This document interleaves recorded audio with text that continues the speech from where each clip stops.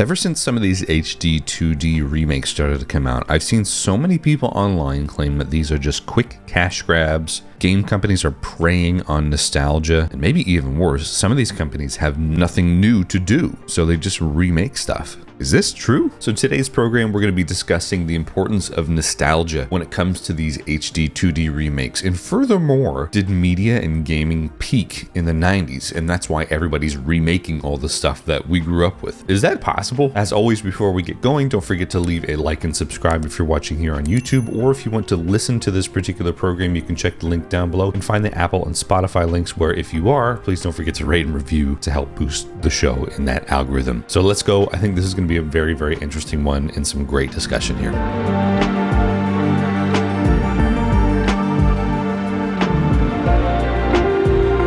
Thank you so much, guys, for joining me. I have a couple of dudes here from a band called The Failsafe. Would you mind introducing yourselves for everybody watching and listening today? Yeah, this is Jesse, lead singer of The Failsafe. Got my partner in crime right above me, Kyle Thomas, Mr. Armageddon himself. Awesome. Oh, it's great to have you guys here. Now, I put a thing out on my YouTube community page a couple of weeks ago asking if anybody has any podcast guests that they want to submit to be on the show or anything, and you guys messaged right away. It was like, hey, we'd love to be on. So here we are. This is what we're doing. Hell yeah. It's cool because normally we normally do music podcasts and things like that, but I've actually watched a lot of your videos on YouTube, so I'm like, that name sounds familiar. Oh crap! I've watched numerous videos of this guy. It's pretty cool. I think the plan for today is to keep it all kind of like a round table chat. I think we're going to discuss nostalgia, but I usually like to lean into the guests and their background in gaming and stuff like that. So. Where have you guys started with video games? Obviously, you're in a non-video game career. You're in a band, of course, and we can touch on that. And I'm a musician myself, so I would love to talk about that. But where did you guys start with gaming, and what's your journey been like with that? Oh, geez. I started when I was probably like 3 or 4, I believe. That old first making memories. My dad lived in a house with my uncle and my grandparents. Like my whole family lived in this 3-bedroom house with a loft upstairs. And my uncle was, I don't know, maybe 10 years older than me. Really cool dude. We all, he skateboarded, had video games. He played drums. So we idolized him as young kids. And he had a Nintendo, and that thing was the holy grail. And, every once in a while we got a chance to play it, and he had, Skate or Die, Zelda 1 and 2 on it, Dragon Warrior, Castlevania 3, I believe. And so that was kind of where I cut my teeth on gaming. And then from there, it was, my dad eventually moved out, and every time I'd visit him, he'd have another Nintendo game he bought at GameStop or something like that for dirt cheap. So every time I go there, it'd be a new game to play. And then upgrade to the Super Nintendo. And then we just rent games. That's kind of dating myself, but we'd rent games every single week, and I'd go over there. And from there, just kind of, got into more of the RPG scene. Fighting games, RPGs, and sports games are kind of my jam. But I started gravitating more toward RPGs, especially as you get older, because then you kind of go back to the old RPGs that stopped you out when you couldn't read. And now you're this older dude, and you have an understanding of what's happening in the game. And it's like beating up a bully after you got punked out years in the past.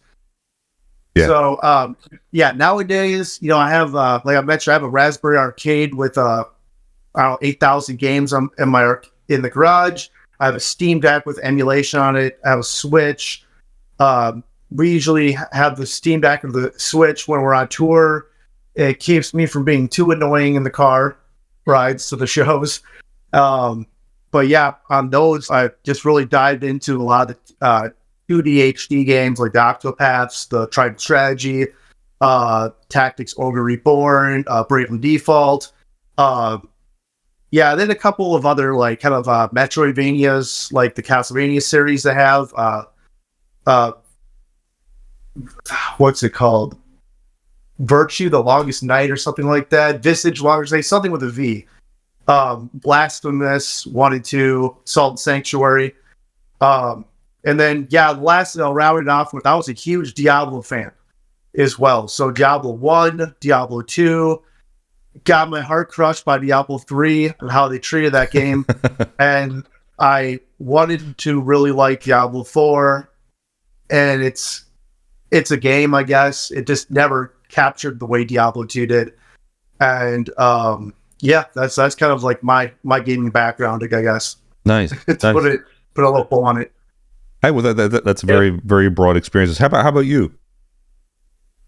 Yeah. So I think my first exposure to gaming was going over to my neighbor's house when I was probably 4 years old, and they had an original NES, and they were playing Super Mario Brothers on it, and I was like transfixed from there, and had to beg my parents for something for Christmas. They got me a Super NES when I was like 5 years old, I think. And I sort of dabbled in games, I guess, when I was that young, but I didn't really like get hooked on being a gamer, I think, until I also saw my neighbors playing Kingdom Hearts on their PS2, and that game was the first game that like got me hooked on, especially RPGs and action RPGs and that sort of thing. And like to this day, I'd say it's probably my favorite game of all time. But yeah, from there I really got into RPGs, especially Final Fantasy. Played most of the Final Fantasies, I think. Still going back, got to play some of the old ones. But yeah, I mean, I just recently played the new Final Fantasy VII Rebirth. Great game. Like, now we're kind of focusing a bit on nostalgia, but I do kind of like the direction a lot of newer RPGs have taken too. I really liked Final Fantasy 16 as well. So, nice. A lot of people are kind of upset about the sort of lack of RPG elements in newer games, but I just try to enjoy it for what it is, I'd say. But still going back and playing the old stuff. I have a Steam Deck as well, and currently playing Xenogears right now on that. And yeah, that's a pretty wild game. Yeah, it is. I mean, I love that. And we don't necessarily have to lean into nostalgia. I suppose that can kind of keep us centered today and be our reference for discussion. But a lot of great titles there from both of you guys. That's great. Thank you. So Kingdom Hearts would say you would be your favorite title? Jesse, what about you? Oh, geez. That's a tough one. It is. I partially want to say, Diablo 2, kind of going to the JRPG side, I want to say Final Fantasy 6 or Romancing Saga 3. But I just discovered a game that I'm just getting into now. I haven't made my mind up on it, from that era, called Treasure of the Rudra. Okay. Have you heard of that at all? I have not heard of that at all. So, doing some research into it, it was actually, it was one of the last Squaresoft Famicom games before they completely went over to the PlayStation. And it was slated to be the follow-up game to Final Fantasy VI. And I believe it was in development, and then they moved everything to PlayStation, and they went off and made Final Fantasy VII. But you can see the elements of, hey, this looks like an expansion or kind of the next step in the transition if you keep it 16-bit 2D. But yeah, it's called Treasure of the Rudra. It's also kind of the first Octopathy kind of game where you have three main characters. Each of these three main characters get their own party, and then eventually they comes together, and then there's a full party. So there's three different stories. They found a way to make, it's supposed to be one of the biggest games on the Famicom, on the actual cartridges. And they made this game so big by being able to reuse a lot of the same zones and assets, but different things happen because the world's changing. So this person will come in the world, and it's low tide. They can go through this cave. The other people can't. And the world changes around the stories, and the different chapters kind of like intertwine. Also, the magic system super interesting because you don't just level up, learn a skill, or buy it at a shop. It's called mantras, and you find they're basically like magic words, and you find them in treasure chests. Talking to townspeople, and you can even, if you know how like the elements of what makes like a heal 1 to heal 2, you can kind of guess and inscribe your own, and you can even make up your own spells in it. Like you can, it'll like, okay, cool, that's gonna give damage, and on the battlefield you like shoot your magic word at them, so you can make all sorts of hilarious, inappropriate spells and kill the monster with it. Down for that. Yeah. So that game, it's really good so far, and I'm kind of bummed I waited so long to play it, but I never came out in American, so I have a nice translation on the Steam Deck, so give that a whirl. That's cool. There's a lot of games that have been stuck in the translation scene, like a lot of games obviously stuck in Japan. I had a video not too long ago where I invited some other YouTubers on to talk about that, and I had David Vink talk about, I think it's called God or Growth or Destruction or something like that. Or there's so many great games that you just don't know because they never left Japan. And while you were talking about that, I did an old Google, and this looks really cool. I can't believe stuff like this just never came out in the West, and people don't know about it. I mean, I don't know about it. It looks great. I really think that's cool. It looks like Final Fantasy VI with Seiken Densetsu 3 graphics. Yes, that's exactly how it looks. That's cool. So, you guys are a bit all over the place in terms of like stuff that you play, but I suppose, how do you feel about do you guys collect stuff, or is it all just pretty much like emulation and just playing conveniently? I got a little bit into the old school gaming collection. Like I mentioned, I try to bring out my Final Fantasy 2 and 3 in the box with the instructions and all those. Like it's in stores someplace. The prices have gone up on that stuff significantly, especially if it's a good game. And you get to the point where like, well, I want to play this game, but it's also like $500. So I'm not we're going to run out and get like a Panasonic 3DO or a Jaguar or any crazy shit like that, like just to go through and try to play these when there's emulation available. So to me, I guess playing is more important than collecting. However, like some of these arcade one-ups look really cool, and I want to kind of have a whole garage full of those someday. Yeah, I do too. Yeah. I'd say for me, I'm definitely not a big collector, like except for guitars, I guess you can see in the background. Yeah. I'll get those pile up. But like I think I probably still have a lot of old games at my parents' house that I should probably go and get sometimes. Maybe some Pokemon cards that are worth a lot of money too. But but I don't know. Well, I live in an apartment, so it's space is kind of limited here. I could see maybe like if I moved into a house at some point that there'd be like a gaming shrine and I could start to build up a collection there. But for me, it's more about playing and the experience for me.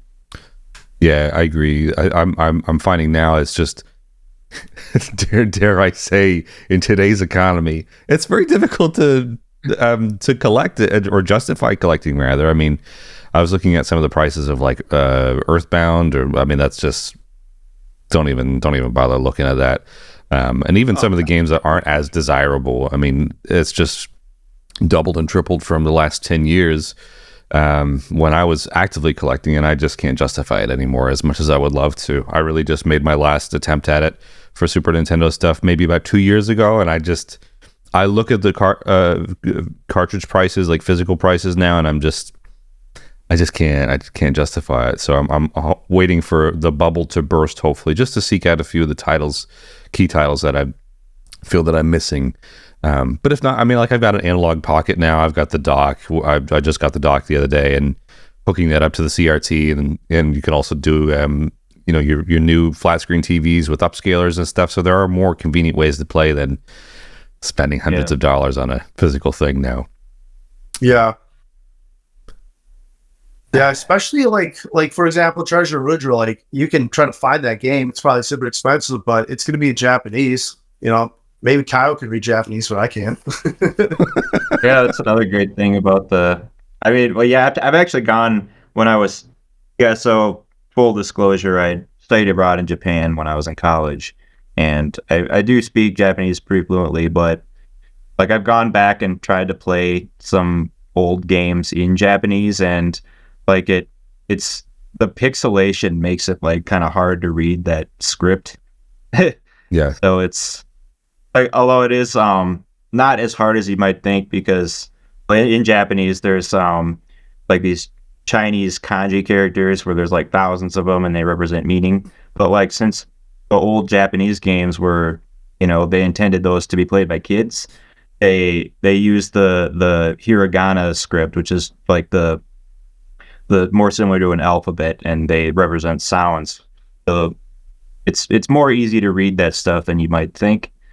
But still, it's like it's a little funky to go back and try to play an old game in Japanese. I can imagine. Yeah. That was always one of my goals, is to learn to read and speak. I mean, even for native Japanese speakers and readers, that they're still learning. I mean, they're adding so many characters to their vocabulary and their dictionary, you know, every year. So it's hard to keep up with. But that's great. I'm very very envious of being able to speak fluently. That's one of my goals for this year, is to try and speak. I've been to Japan once, and I would love to live over there at some stage. So you never Yeah, know. well, yeah, you're in Australia now, so it's just a hop, skip, and a jump to get over there. Well, pretty much like before I came here, it was either do I go to Japan, or do I go to Australia? But I went to Australia first just because of the language barrier. But you know, things worked out well for me. But we'll make Japan kind of our next destination. You never know. Nice. So I would suppose you guys are interested in a lot of different things. How does nostalgia dictate what you play and what you enjoy now in terms of like modern games? Kyle, you mentioned like Final Fantasy 16, enjoying that, enjoying some of the more modern stuff. Like, does nostalgia have a play in anything that you do, or you pretty much just go for what looks cool now? I mean, yeah, it definitely makes me sort of gravitate to the series that I grew up with, you know, like whether it's Final Fantasy or Dragon Quest. Like, you know, the new Square Enix comes out with a new title in one of their long-running franchises. It's like, okay, like I gotta consider this. But like also, you know, I'm totally open to new stuff too. And I kind of like I have this kind of interesting theory about like sort of older style RPGs versus the new school stuff, where like the older like NES, SNES style RPGs where you're reading everything, like no voice acting especially, and when like there's characters that are all sprites and that sort of thing. Like it's almost sort of more similar to reading a book, like playing a book or a comic book, than it is like versus new games, which is more like watching a movie.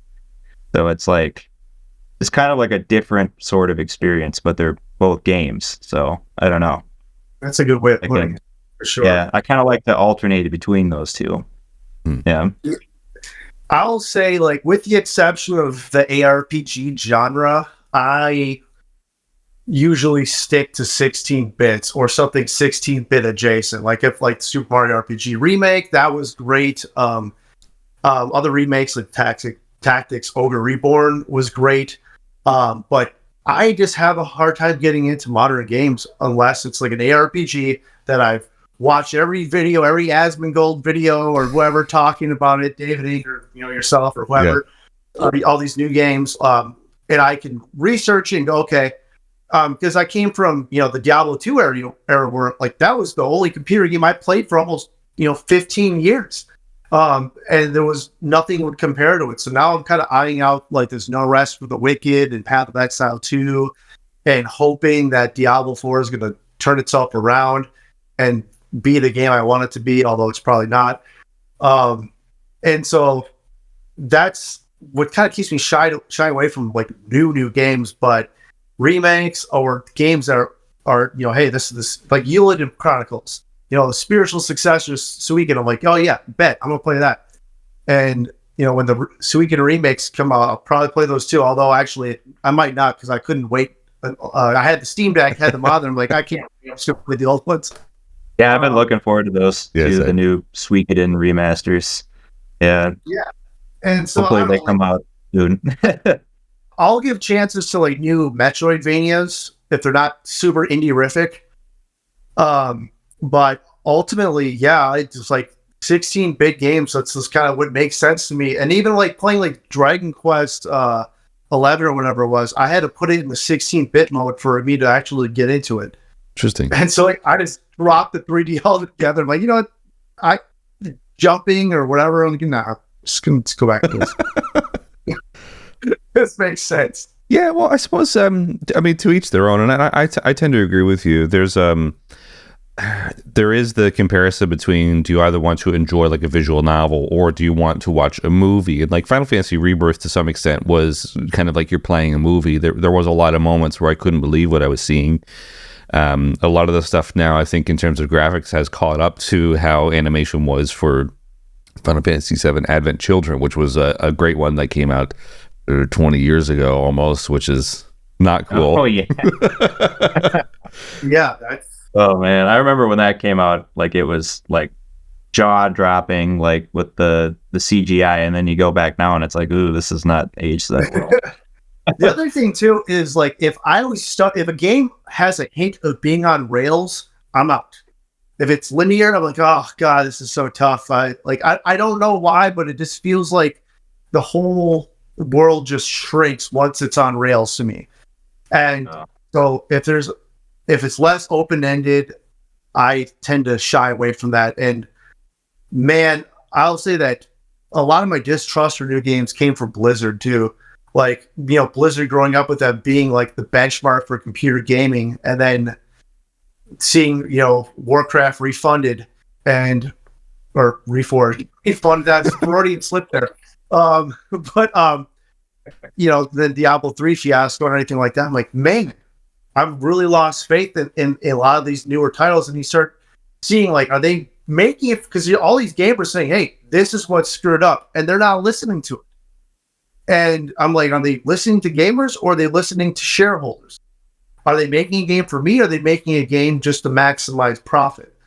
And I think like a lot of the AAA titles, especially the, kind of that ARPG or even quasi RPG world, like it seems like they chase the dollar more than chasing the quality, and it shows. I agree. At least when you're used to, the old Square games, the old Blizzard North games, and all that stuff. Yeah, there's a lot. I mean, of course, games, they're a risk, they're an investment, and it's been interesting to see because there's been news of like Final Fantasy 16 and Final Fantasy 7 Rebirth falling short of sales expectations, and then that comes with the whole install base of PS5 users. I mean, to me, it's a given that somebody would buy Final Fantasy 7 Rebirth, but I've also seen a lot of people say, "I'm not interested." This hashtag and not my remake or whatever, But it's interesting because, like, I don't know.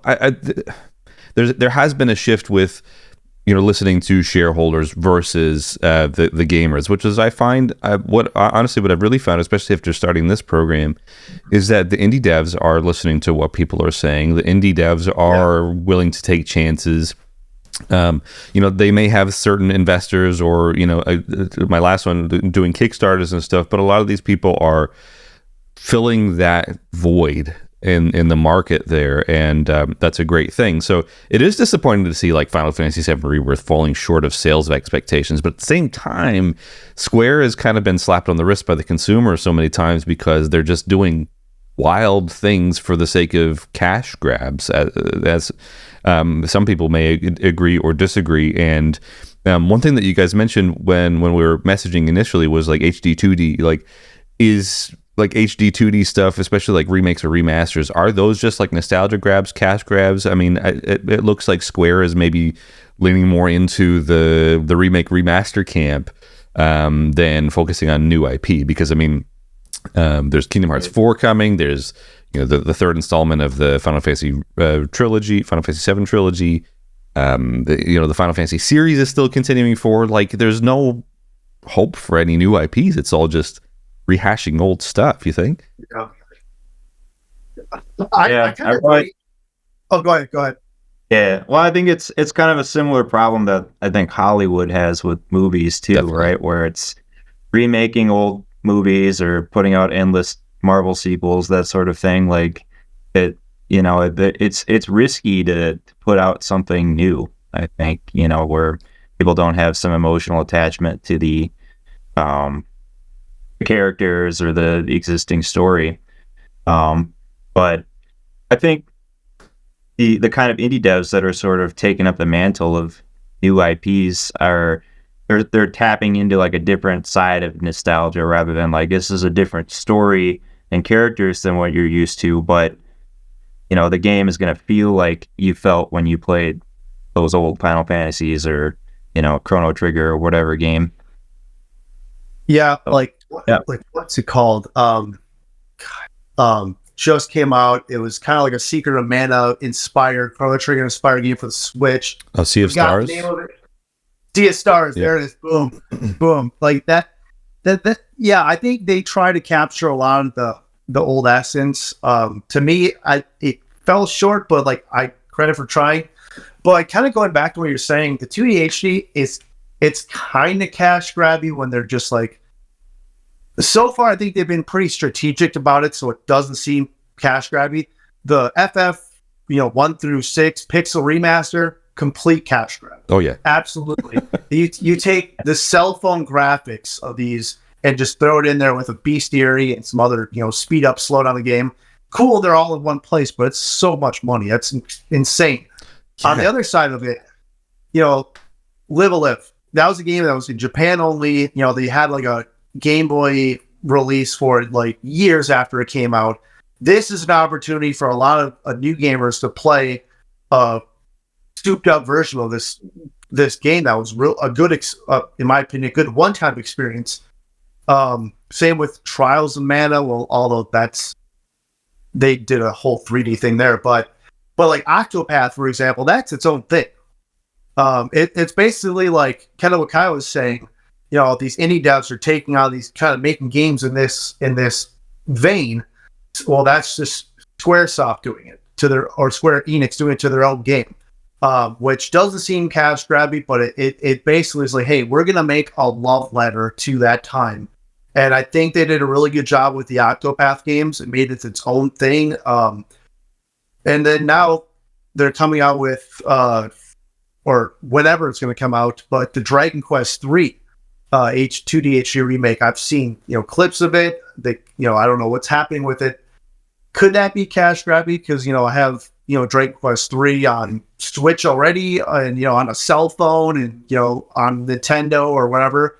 Yeah, but at the same time, you're gonna probably grab. It's probably meant to. Yeah, if you want it, grab it, but it's going to introduce this classic to a new audience.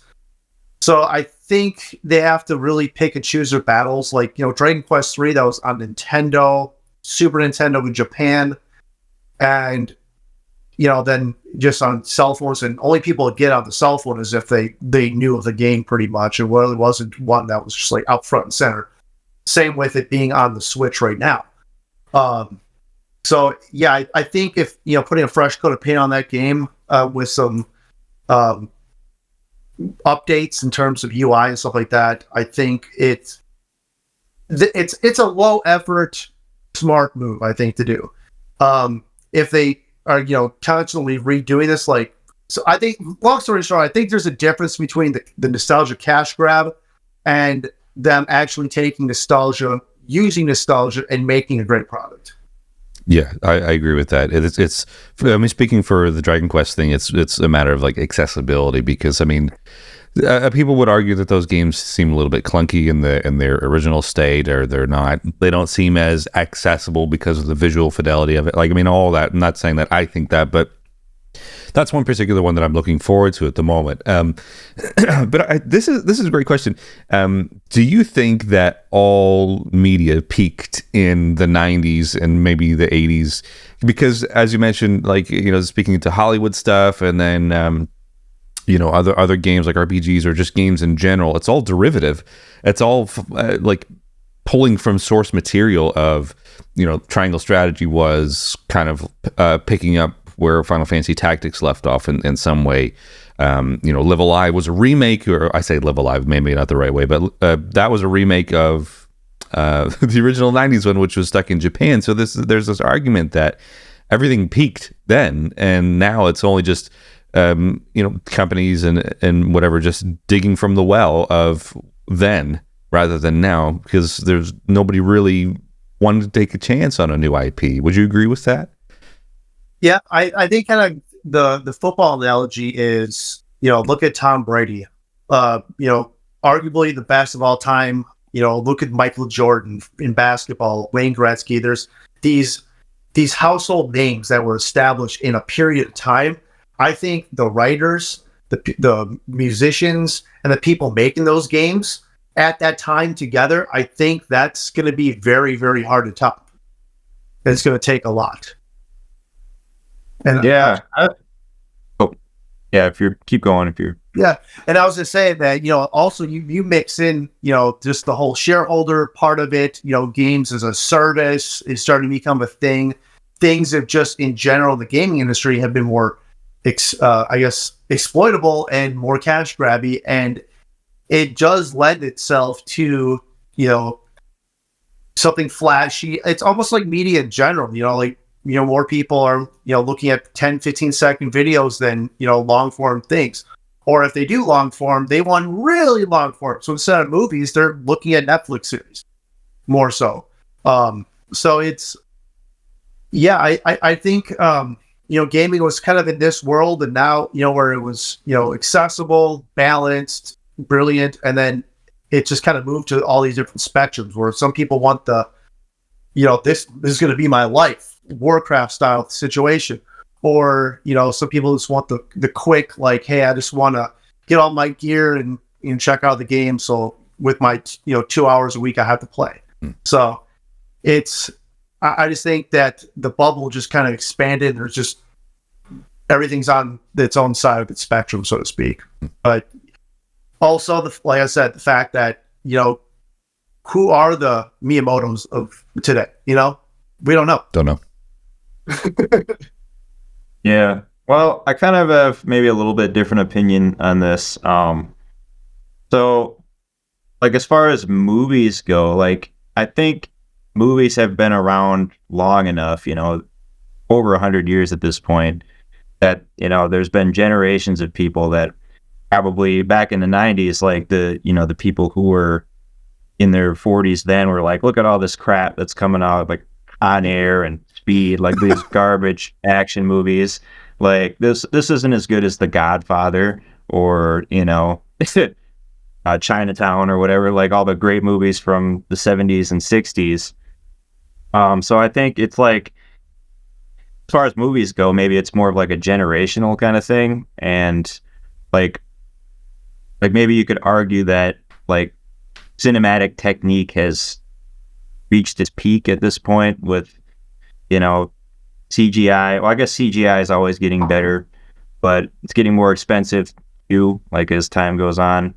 So like it's hard to say with movies, I think, but like with games, it's games are a much younger medium, and like in the 90s, that was like a decade of rapid innovation. I think you went from the Super Nintendo era in the early 90s all the way up to almost the PS2 coming out like right at the beginning of in the 2000s.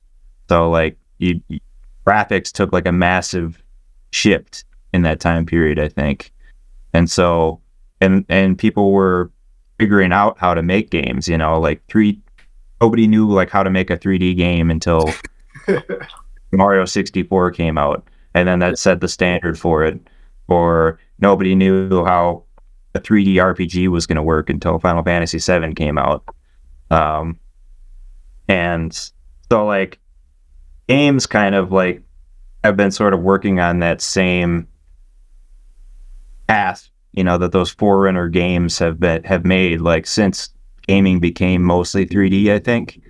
And so like really you're just seeing like smaller graphical updates, in as each year. Also, to kind of piggyback on what he's saying too, and this is just a thought I had. Imagine, okay, so the games, like, whether we like it or not, they were made for young boys primarily and young men. And we were that demographic. And so we experienced this product that was made for us. Games have evolved. Games are more accessible. Games are built for everybody now. So it's how do you please everybody with the same game? And so that becomes a whole thing too.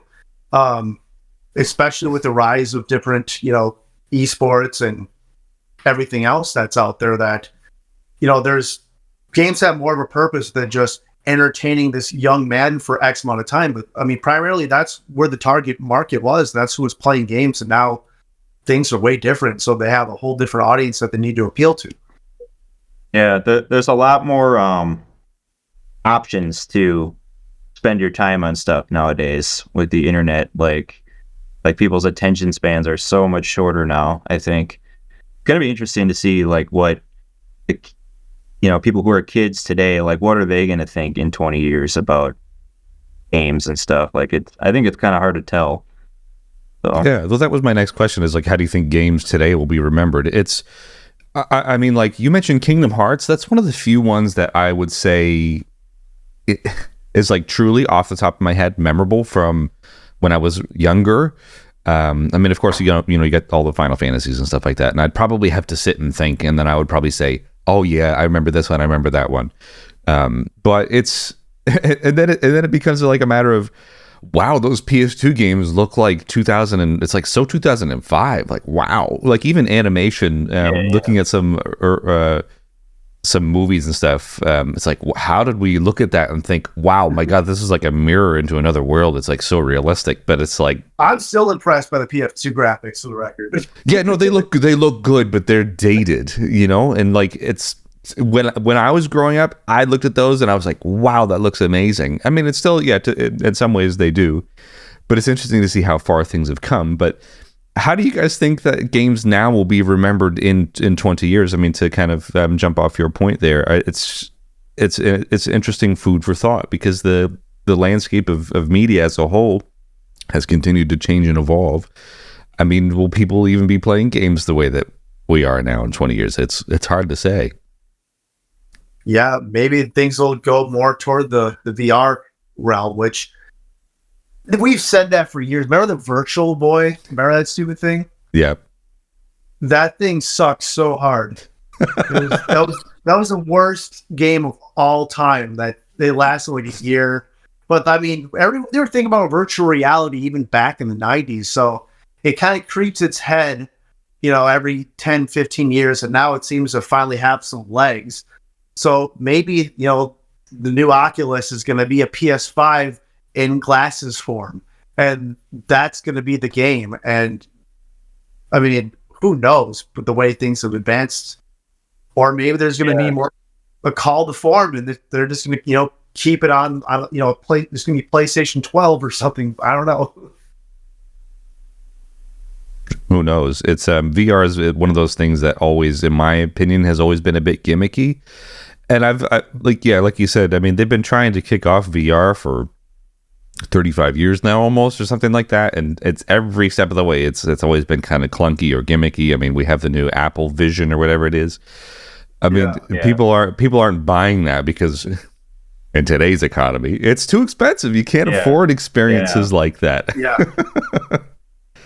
I was lucky. Yeah, we can find a way to make the cost cheaper on that. Like I've heard that Apple really has kind of made some big strides with that, the Vision Pro, in reducing the sort of clunkiness of VR. But at $3,500, it's like, people aren't going to buy that. Yeah, no, that's like twice the price of the Vive. And Like I had a hard time stomaching my Oculus for like $400. I was like, Yeah.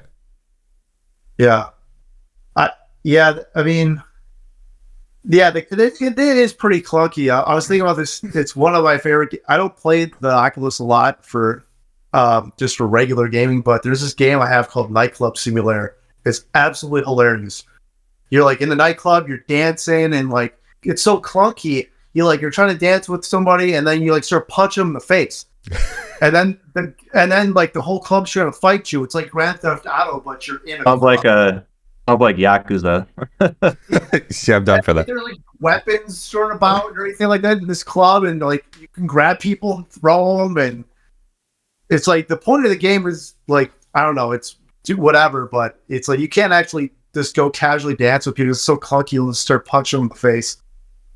Yeah, there's a lot of that. That's in my opinion, it's always felt or appeared like half baked. And I suppose, like, it's while media may be derivative of itself over the last, however many years, VR would have been one of the things that stands aside and has just tried to do its own thing. And it just hasn't really worked. Even if some of the games and stuff are derivative, it's just the way that you play it is different. But I've never been interested in it. I did one of the PSVR sims at Best Buy back in 2016. I didn't like it. It's like I'm sitting there in obviously a cold metal chair at Best Buy in Syracuse doing some shark diving experience. Like, obviously this isn't real. This isn't legit. Like, I can hear everything over the headphones. Like, there's nothing immersive about it. I'll say, like, the games are fun for like 5 minutes for the most part. The one game that the reason why I bought the Oculus was for Resident Evil. They had Resident Evil 4 remake on there, like a VR remake. That was pretty good. That was cool.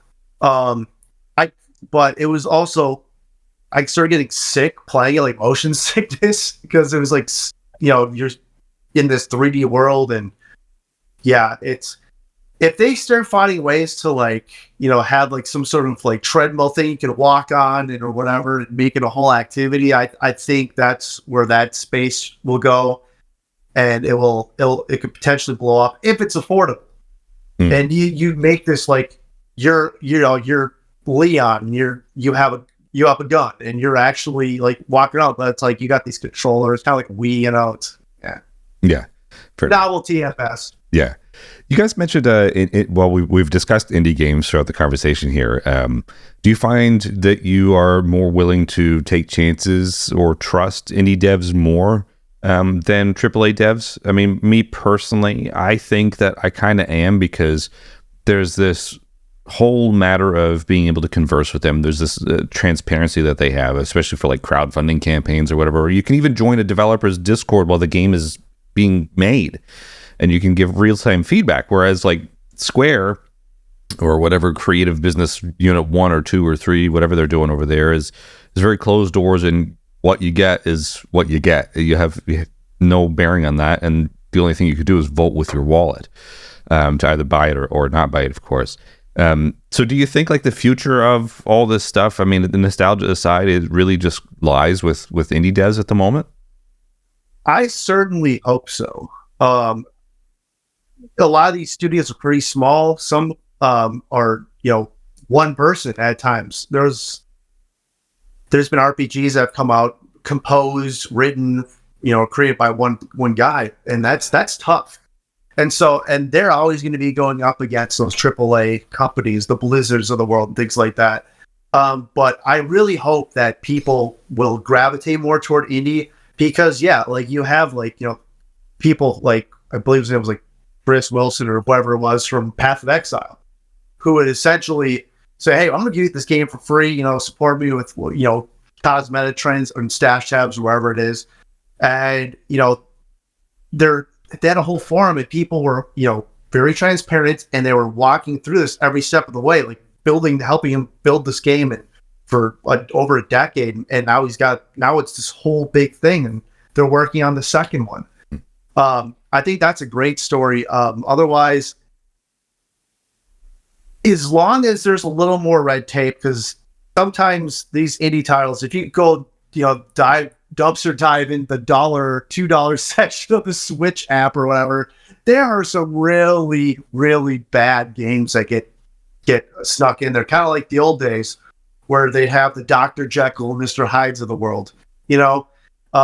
So yes, my answer is I hope so, because they deserve your money more than the AAA titles do if they're not taking their fans seriously.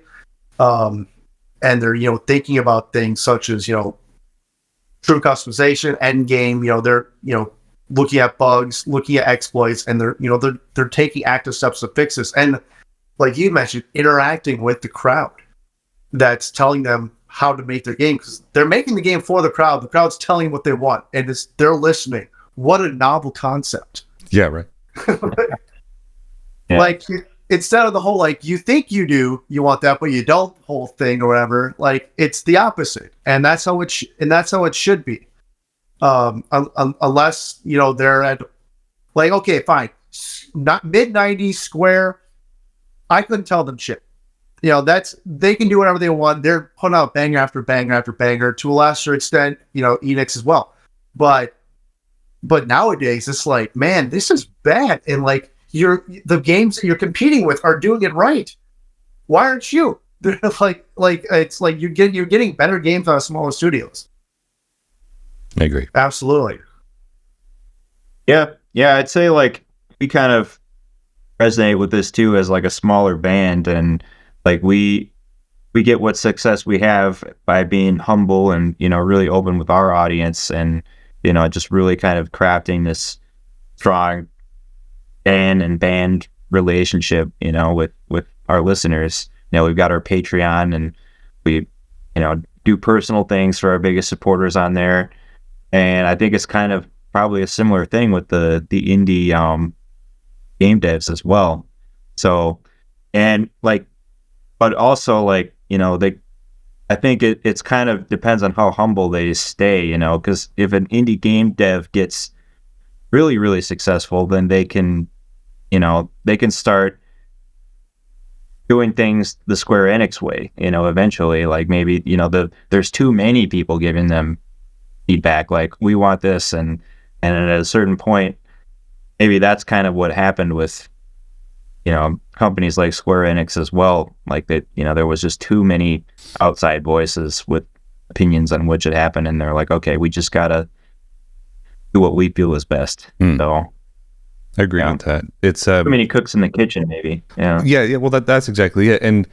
And this is where I wanted to kind of go next, because obviously you guys are in the music industry, you guys are in a band, and we're going to talk about that. But I think it's funny because the landscape has shifted, and I've experienced this personally, because growing up, you had the idea of you want to get in a band, and then you want to be a rock star, but in order to do that, you have to find a label that will sign you. But nowadays, like, the only way a label will look at you, and I'll get back, I'll circle back here, but I just want to talk music for a little bit. But the only way a label will sign you is if you already have a pre-installed fan base on like TikTok. You have to have so many fans there. Labels don't want to take chances on bands now because there's too much of a risk, and they'll only invest in people if they already have an audience that they can already capitalize on. But that almost defeats the purpose of a record label. And to the same extent, indie devs are doing their own thing. They're creating their own games. They're getting funding their own way. You don't have to have those giant studios, conglomerates or whatever, doing the same thing. Now that I've segued into that, so you guys are obviously in a band called Failsafe. Tell me about that. I mean, like, I want to talk guitars and stuff as well, just to as a fun way to kind of bring down the program. I mean, I'm a huge musician myself, so please tell me about your music and what you guys do. Absolutely, Kyle. I'll let you lead this one off. Yeah, so we've been a band for a little over 5 years now. You know, we're kind of like a heavy rock band, sort of. You know, subgenre wise, we fit into a bunch of different boxes, like more radio friendly metalcore, you could say, or even post hardcore. If you like bands like Bring Me the Horizon or Bad Omens, you'd probably like us. But yeah, we just put out a new single called Dying to Exist yesterday. Yep. So May 24th. Yeah, we're hard on promoting that right now. So that's kind of what's going on in our world. Yeah. And I guess to add to that too, even some of my background as a musician, where did I get my start?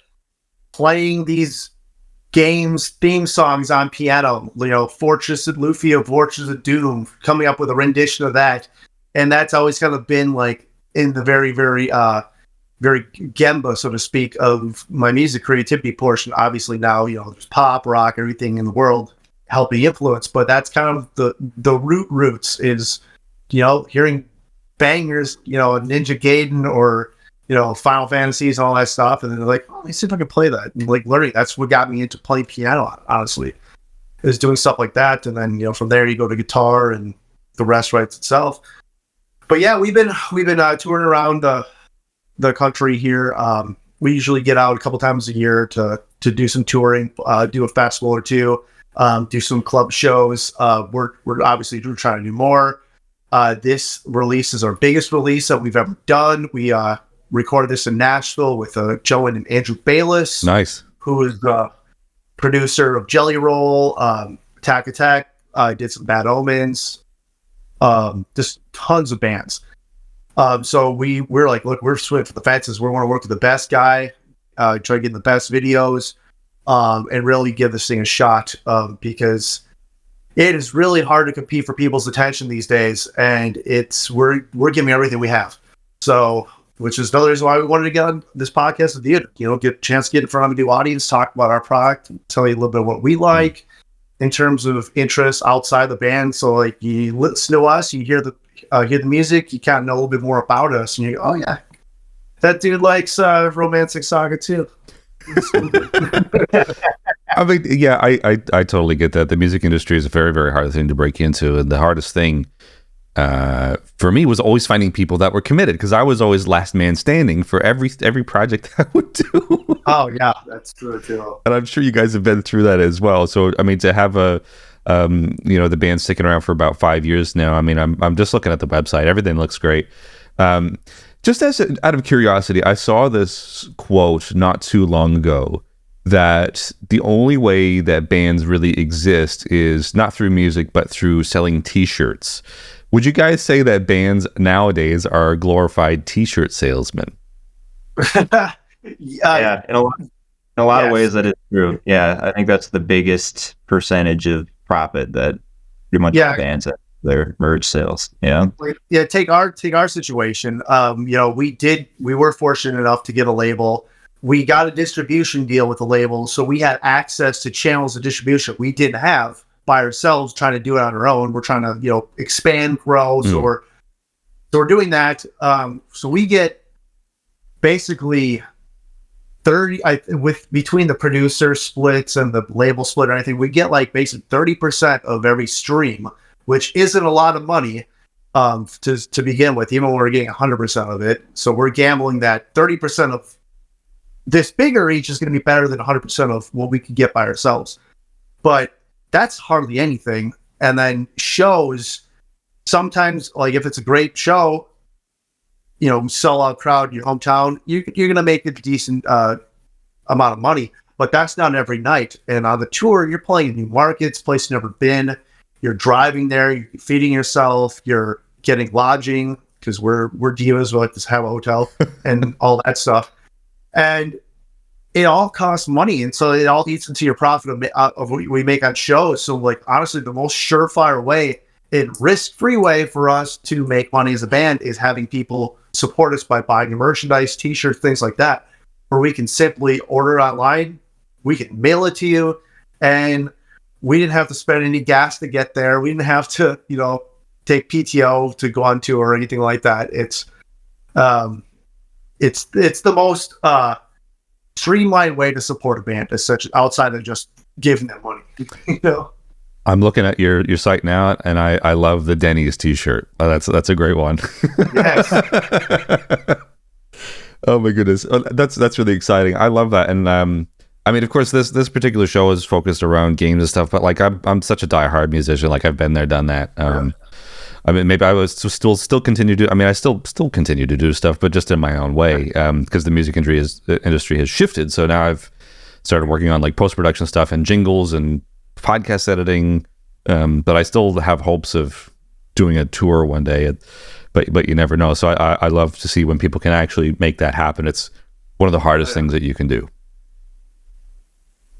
It absolutely is. There's been some horror stories that tell you that, man. Tell you what, lots of learning lessons.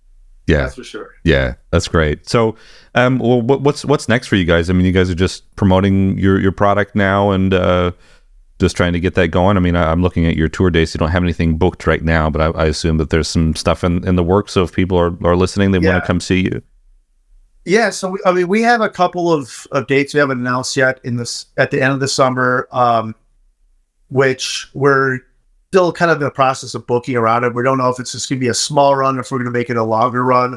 We have a longer tour happening in the fall here. We have a couple of the dates already booked for that as well, hitting the East Coast of the U.S. since we normally kind of travel through the Midwest, kind of north and south there, a little bit east, but now we're finally going to be hitting the East Coast itself. So that's happening for the fall here. If you like the music, you like what you hear, check out our website. We will keep you posted on all the tour dates because they're coming. Right now, it's just, we just got the new label. We just got this first of the songs released. We've been making reels after TikToks, after whatever, just to build up for this. And now we're building the post-production and trying to get into talk to radio stations, podcasts, things alike. We have another release for the next song that we're trying to figure out. We have the video recorder for that as well. So right now it's very content focused, but at the same time we do want to get on the road. We love playing shows. It's what we do. And frankly, me living in South Carolina and him living in Minneapolis, it's the only time I get to see this dude is when we're playing shows, basically. Gee. Yeah, could imagine. Yeah, we did all used to live in Minneapolis at one point, but we've slowly been spreading out, but we still managed to make it work. Yep. Yeah, that's great. That's really cool. I have a lot of respect for people who are really giving it a good go for music industry stuff. So yeah, I'm always down to chat about that. That's really cool. So best of luck with all of this. I'll be watching. I follow you guys now, and I'm glad you guys sent me a message on the YouTube page so we can kind of connect. And at the very least, at the end of the program, some of your fans can kind of get a little bit of insight on you guys and what you do. I think that's great. So thank you again for joining me. I think this has been a really great chat about like nostalgia and kind of very loosely comparing like a band to like maybe an indie studio with a little bit of help behind there. That's great. Yeah, I think this is the most in depth I've ever went on video games in my entire life. I'm like, God. Thank you again to the guys from the Failsafe for coming on the program today and chatting about nostalgia, HD-2D remakes, that kind of stuff, and a little bit of chat about the music industry, another thing that I'm very passionate about as well. So I hope you guys enjoyed this program. Don't forget to like and subscribe if you're watching here on YouTube, rate and review if you're listening on Apple, and we'll see you again on the next episode.